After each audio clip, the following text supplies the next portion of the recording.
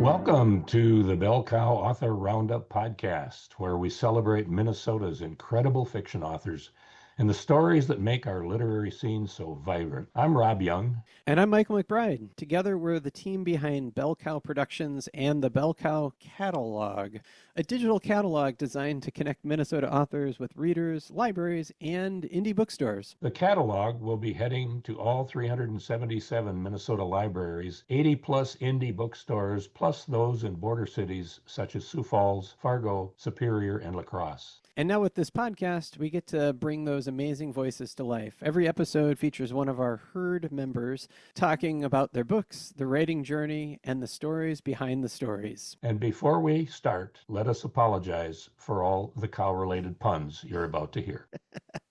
All right, let's dig in. Today, we're thrilled to be joined by Dean Hovey. He's an author of what, Dean? 35, 40 books? Yeah, 40. 43 series. Thanks for being here. Thanks for being our one of our initial guests on the podcast.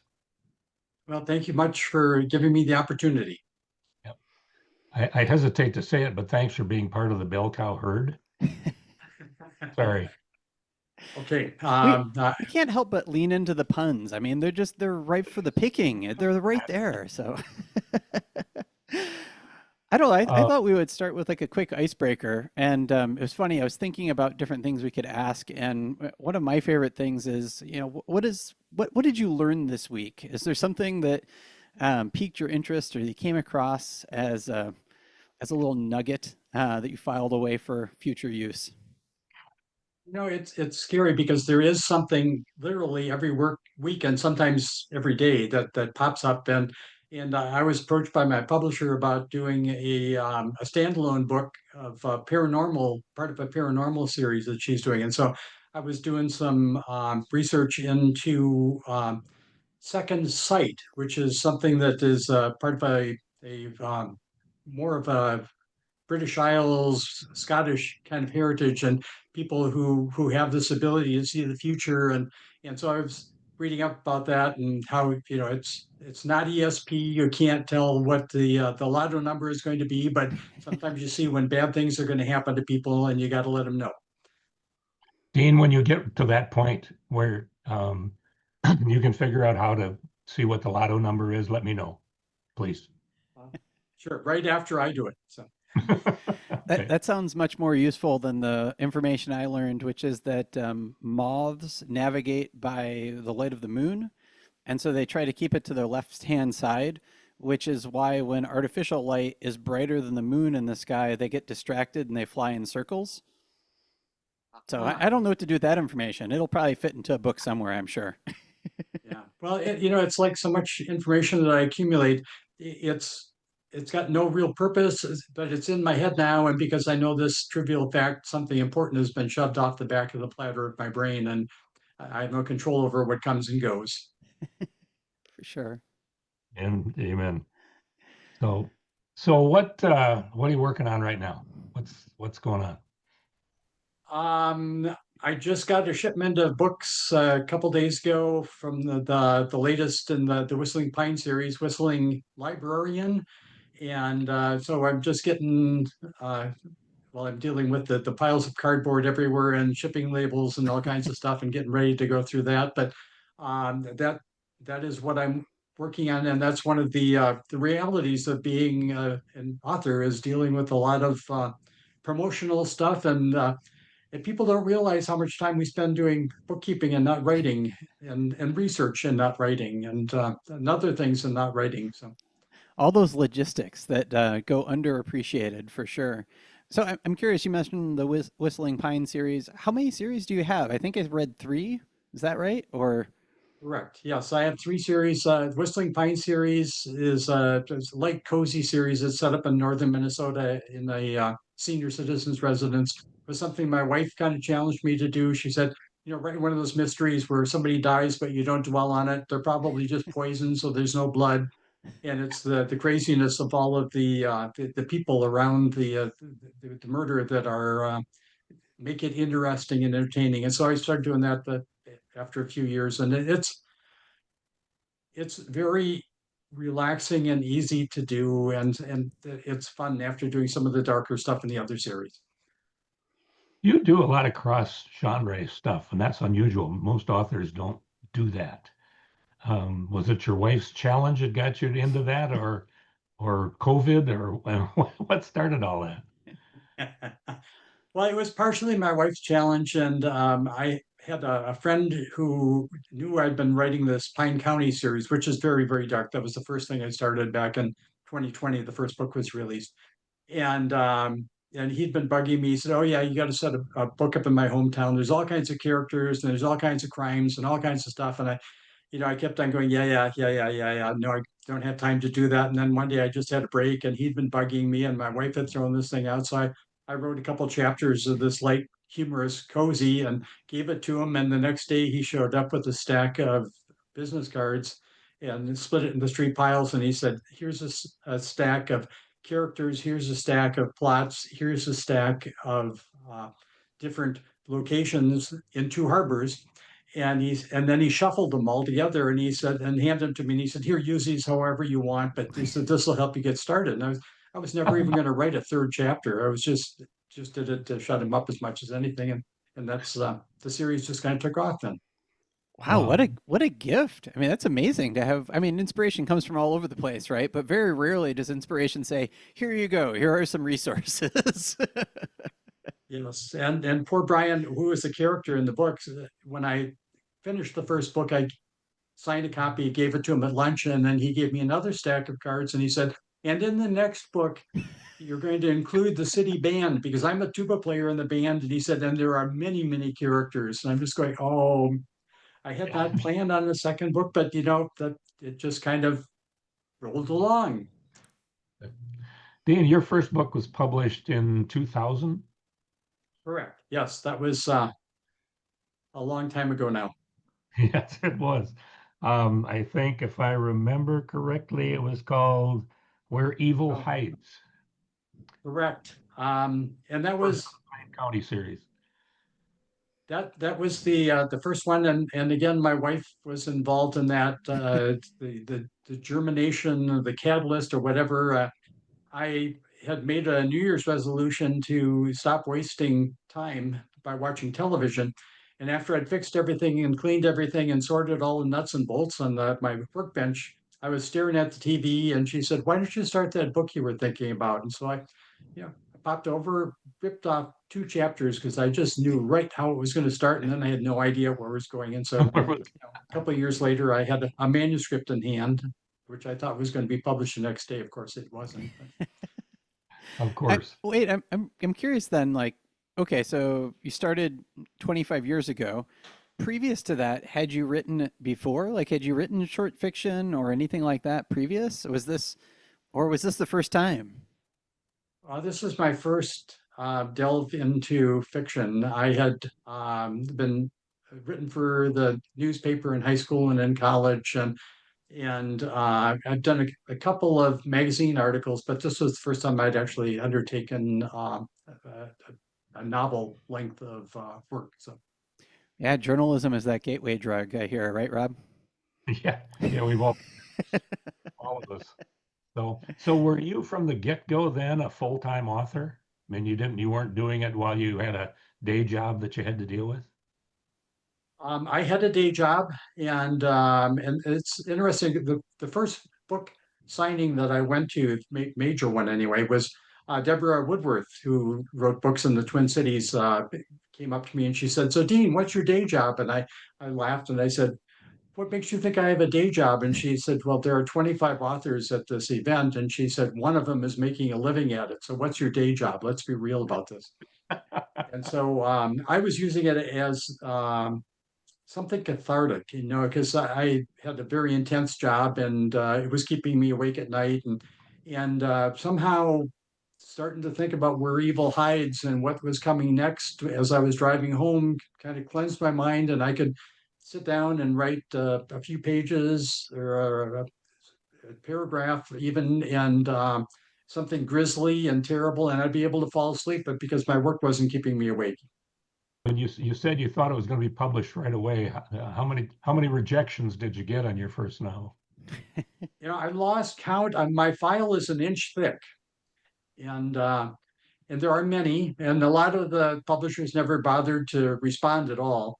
Yep. And I finally got the nicest rejection letter ever from small press in the Twin Cities. And the publisher wrote back and he said, I enjoyed reading your book. I loved the characters. I loved the ending. And he said, here are the 5 problems that I saw with the book. And if you're willing to go back and do a rewrite and address these things, I would like to read the book again. And I went, wow, all right. My baby needs plastic surgery, and now I've got the recipe and how to resolve that. Very good. I got to tell you a story. My favorite rejection came as I was sending out requests to about 40 agents, and I sent out number 27, and I was working on number 28, and before I got 28 done, I got a rejection from number 27, which I thought.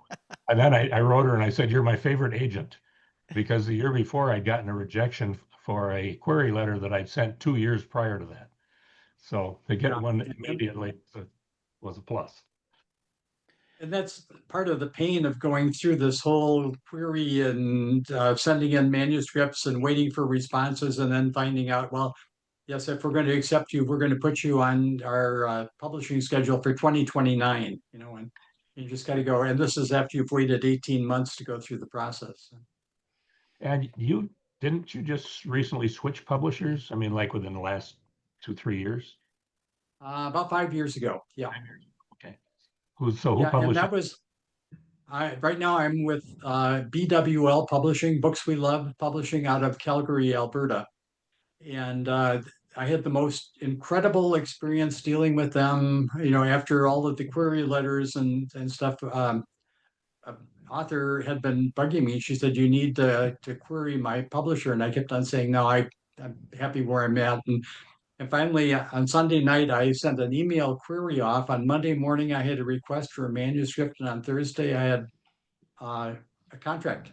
And 3 months later, the book was out. And it's just like, whoa, this is just incredible, and she didn't change the title, and I liked the cover, and it was just all good. So So I assume, since your publisher's in Calgary, that you're going to BoucherCon next year. that is her expectation. And I think my wife's expectation as well. So we should go together and do the Transcontinental Canadian Railroad. We have talked about doing some of those things. I think I'd rather do that earlier in the year. By September, it might be a little snowy in some of those passes, but I think it's actually October. I think they've moved it to October in Calgary. Oh, that's even lovelier. Even dicier. Bring your For those of us who know what snow is. Yes. Amen. Amen. So I'm curious. Your latest book is Skidded and Skunked. Is that the one that you're going to read from us today, or is there a different one that you're going to read from? I've got one that came out just after Skidded and Skunked. Oh, okay. I'm doing a bunch of it. So I have a Fletcher book that I was going to read from that's called A Bourbon to Die For. And, we talked briefly about doing research. We were down in Kentucky last year, and that was just a dream location for doing research for a book based on bourbon, because distillery tours and cooperage tours. It was all good all the way around. So you go to Lynchburg? Were you in Lynchburg where the Johnny Walker or Jack Daniels, Jack Daniels Distillery is? Jim Beam. So we visited Jim Beam and Heaven Hill, and we went to the biggest cooperage in the United States. The name escapes me, but it was the best, possibly the best manufacturing tour I've ever been on. To see all these guys swinging these big hammers and putting all these pieces of wood together by hand. To think about how many barrels they're making, it's just mind-boggling. Well, I think your genius is apparent from the fact that you got to write off a bourbon trip to Kentucky. I love it. The problem is you have to make a profit to be able to write something off. Oh, yeah.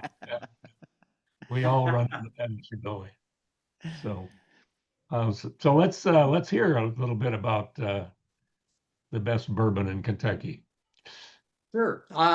It's called Bourbon to Die For, and it was kind of fun to dig through a bunch of different scenarios and try to come up with something. And one of the things that we learned on a tour is how how hard they work at coming up with the getting the good flavors and getting rid of the bad flavors, and what how much tuning and art and some chemistry are involved in that. So I decided to make this about the best bourbon. This guy who's trying to make the best bourbon that's ever been distilled and made before. So uh, the shadows from the setting sun cast a camouflage pattern of light and dark on the trail as Alastair McInnes walked the wooded portion of Abraham Lincoln Birthplace National Historic Site. With his head down and his hands in his pockets, McInnes was deep in thought when a person emerged ahead of him. Frowning, he asked, "What are you doing here?" The visitor marched down the trail until they were face to face. Clenching his jaw and keeping his hands in his pockets, McInnes shook his head in resignation. "Just leave. I have nothing more to say." "You're right. There is nothing more to be said." McInnes turned away from the visitor to leave. He ignored the rustling sounds which preceded the blow to his head. Reeling, he fell to his knees while trying to process what was happening. The second blow knocked him unconscious. He fell face down into the creek. The most primal of human instincts kicked in when he inhaled water. His head jerked up. He sputtered, trying to draw a breath of air while his arms and legs flailed. The visitor's knee pressed on McInnes's back, holding his face in the water. Unable to hold his breath any longer, McInnes exhaled. The air bubbled around his face. Then he inhaled, filling his lungs with water. The visitor's adrenaline surged as McInnes struggled to draw a breath. The rush faded as McInnes became inert. "I guess you'll never get to enjoy your perfect bourbon, will you?" That's cruel and That's the opening. unusual. Wow. Yeah. Ooh, chow. Yeah. Okay. So, That's the prologue. so, so I've always wanted to ask this, The and prologue, yes. somehow, despite the number of times I've gone to Minnesota Mystery Night, I haven't asked this question. But do you, in your mind, when you have an action sequence like that, do you choreograph it? Like, do you make your wife get over there and you're like, okay, let's see, I'm gonna figure this out really quick, or My wife will not participate in anything like that, but I'm there mentally, and I'm able to put myself as I'm reading it. I was walking that trail, and when we were in Kentucky, I had walked that trail trying to pick out the spot, and I mentally go there, and I have a group of friends who have lunch on Tuesdays, and I was writing a scene with a chase through a South Dakota blizzard, and the cops are racing down this icy road, chasing snowmobilers that are barely visible off in the distance. And the phone rang, and my buddy Jerry says, "Dean, you available for lunch?" And I said, "No, I don't go out in weather like this." And he paused and he said, "Look out the window." He said, "It's sunny and 70." And I went, "Oh, yeah, yeah, you're right. Yeah, yeah, it's fine. Yeah, we can go out for lunch." But I was there, and I can physically or mentally put myself in those locations as I'm writing and become immersed. That interesting. brings up an interesting question, and that is, do you ever write about places where you haven't been? On a few occasions I have, but I am able to create some sort of image in my mind. Murder scenes. The one quite often, well, the first one was in a house, living room of a house, and things going on. And I had envisioned what this looked like, but it's not a place I'd ever been before. And so it was just exists only in my mind, like many of my characters. How do you come up with your characters' names? Oh, that is the cruelest question ever. Come up with them. I come up with them sometimes. I have gone to obituaries in the towns where I'm set, and so that I come up with geographically correct surnames and first names, and then try to come up with, look at the birth year for this person. Is what were common men's names boys' names in 1972 or 1958, and so it's taken around. And most recently, I have a proofreader who's an English teacher, and she clucks her tongue when she reads some of the names I come up with, and she helps me by suggesting other more appropriate names. So. A man after my own heart. I love obituaries. I mean, there's an art to them, but they hold so much information, in terms of, like you said. I mean, it really gives you a sense of a unique name for a period, and then you get the whole kind of family lineage usually survived by, or the offspring or their parents were, and it's really interesting what you can kind of construct from those for sure. So. One of the crazy things that came out of that using the obituaries was a phone call one evening, and this guy said, I was reading this book, and he said, where did you come up with this unusual name? And I said, well, I had been written a couple of years before. And I said, I didn't recall right offhand, but I thought it was probably from obituary. And the guy goes, oh, okay, yeah. He said, yeah, that was about when my dad died. I just kind of went, okay. He said, well, thanks. And that was the end of the conversation. That no lawsuits were threatened or anything. So. So you must have treated him nicely in your book. I can't recall. I think he was an okay guy. That's one of the problems, as you know, Rob, that people are always coming up saying, "Oh, make me the killer in your next book," and I keep going, "No, I don't think you want to be that person. No, no, I'll make you a nice person. Maybe the Undertaker, but not the killer." I had a character in my trilogy whose name I picked off a road sign on I-90 on the way to Sturgis. And the road sign was, if you turn left, you go to Magnolia, and if you turn right, you go to Canaranzi. So this drugged up woman decided she was going to become Italian royalty and renamed herself Magnolia Canaranzi. Well, in the second book, I started doing some research on this because her real name was Mary, and I can't think of the last name, very plain name. So I wanted to do some research on where she supposedly went to high school. Do you know that there are actually about 100 women in the United States named Magnolia Canaranzi? It blew me. Wow. I mean, that's a name right off a road sign, and so that was strange. I mean, Anyway, I-90 is a popular road, so who knows? Maybe other yeah, people saw it and were like, "Hey." yeah. Well, plus on your way to or from Sturgis, you never know what your state of mind's going to be. So, Yeah. No, um, you write these series, you write multiple series. How do you? And I know you write, you're writing in all series at the same time sometimes. How do you keep it all straight? it's I tried to dedicate periods of time, weeks at least, and if the stars align, a month or so, to one book at a time. But you know, quite literally, that gets interrupted by the publisher sometimes, who sends me, here's your edited manuscript that's coming out in May. You have 10 days to get it back to me, and so, but I call it plot whiplash, and because you have to step back, and I have to take a day in between and just step away and go for a walk, and kind of flush my brain and start envisioning the new set of characters I have to go with. But Yeah. it's difficult at times, and it's difficult to sometimes to make sure that the characters stay true to themselves, and they're not becoming the images of these other characters from different books. So. I was just going to ask. I know, like on TV series, they talk about having a Bible, or if you write for Marvel Comics, they have a Bible where it's like you can find everything in there. Do you have like a source that you go back to of your own making that tells you birth dates and locations and all of those things so that you can keep those straight?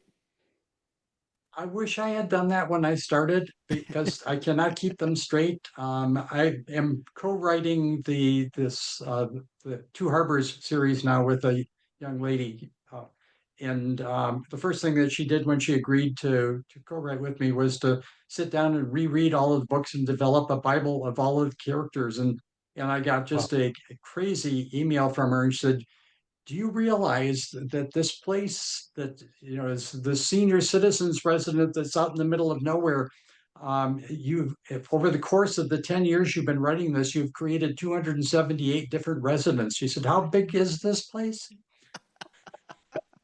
So Oh, it's an issue, and I have some recurring people, but when I need new character, I just popped a new name out. So she's going to keep me on the straight and narrow. I do have some not a Bible, but I have a three-ring notebook, and I've kept track of some of the main characters and tried to well, it's part of creating the backstory for them as well, because writing dialogue is difficult, and having a backstory helps you get that right. And then so I can refer back to my notes about, here's this person while she was a young woman in southern Minnesota before she joined the police department, and so yes, there's some of that, but probably not enough. Yeah. Um, well, Rob and I had this idea that we would kind of end the conversation with kind of rapid fire questions. Just kind of quick things to kind of get a sense of personality and whatever your immediate reaction is. So I figured I would start. And this is the alive or dead question. If you could spend lunch time, have a beer with, whatever, your person of choosing, alive or dead, who would that be? I would love to have lunch with Tim Conway, the comedian. I think that he is just an absolute nut, and I think he would be just wonderfully entertaining. whose um, whose books are automatically in your shopping cart? Um, I've got a bookshelf behind me, and I think Lee Child is probably showing up over my shoulder. Randy Wayne White is another. William Kent Kruger, John Sanford. So those are probably the top of my list. Okay. I'm curious. I often draw from, I mean, some of my books I draw from childhood. And so I'm wondering, is there a childhood lesson or um, moment, I guess, that sticks with you that still kind of shapes who you are or informs your outlook on the world? When I was in high school, I was probably doodling in class or something, and I was distracted, and I hope it was an English class, and I had written a one-page um, short story, basically, and the teacher came by, and she was irritated that I was not paying attention, and so she grabbed it and read my page of story, and in hopes of embarrassing me, and everybody in the class was going, "Oh, that's pretty cool." What happens next? Yeah, yeah. I love it. Okay. What's your favorite food? Oh, pizza. And do you cook? I cook a lot. I've taken a number of cooking classes, including one in college, and I enjoy cooking a big elaborate meal. A Julia Child cookbook. I just love pulling something out of that. So does your cooking and or culinary desires and expertise show up in any of your books? Absolutely. I have a guy who talks to me after every book, and he tells me that he is salivating by the time he gets through three chapters, because I go to all these crazy restaurants. And I have another guy who cornered me, and he said, my wife reads for the plot, and he said, I read for the recommendations for the little restaurants, and the best place in town to have a fish sandwich, and the best place regionally to have a hamburger. I love Perfect. it. Yeah, I was trying to think of like some people. There was a book called like Water for Chocolate, and every chapter was a recipe. It began with a recipe, and I could imagine a scenario where you could, I mean, you could probably build a cookbook at this point, right? I mean, you could certainly do recommendations for restaurants, but you could also have a cookbook as a supplement to your novels, I suppose. So, It's funny. You pick up. We had a book called Whistling Bake Off. It's in the Two Harbors series, and it's got a cooking competition that's regional recipes that the local people have submitted for this national TV broadcast, and you can't believe how many people, when after they've read it, have come up to me and said, I want the recipe for that red velvet cake in there. And she said, why didn't you put that at the end? And I said, it doesn't exist. It's, but it sounds so good. Oh, that's funny. So, night on the town or curled up in front of the fireplace? Definitely curled up in front of a fireplace. I'm a homebody. I think that's a good one to end on. I like that. It's nice and comforting, and of course, you could have a good book, or you could be watching TV, I suppose, either one. Or But reading? yeah, of course, definitely. Yeah. Dean, I'm looking forward to having you on Minnesota Mystery Night just about a year from now, actually. I'm looking forward to that as well, Rob, and we will see you then again. Hopefully before, maybe in Calgary. Yeah. Maybe in Calgary. Yes. All Well, right. thank you so much for joining us. I guess before we go, we should, and I'll link these obviously in the podcast as well. But where can people find your books? I assume you have a web page out there. I didn't look it up yet, but Yep. The two best places are booksweloved.com from in Canada. They have all of my books and have links to buy them, and then Amazon.com. Because there's a Dean Hovey page there, and all 40 of the books are on Amazon and either electronic audio or paper. So fantastic. We'll be sure to include those links so people can find you for sure. And um, yeah, thanks so much for being part of the Bell Cow Roundup. Thanks. well, thank you for the opportunity. I really appreciate it. Good to see you again. Good to talk to you. Nice to talk. And don't forget, you can see this book and more from Minnesota authors in the Bell Cow catalog, heading to libraries and indie bookstores across Minnesota and beyond. Thanks for tuning in to the Bell Cow Author Roundup podcast. We'll be back next Tuesday with another amazing Minnesota author.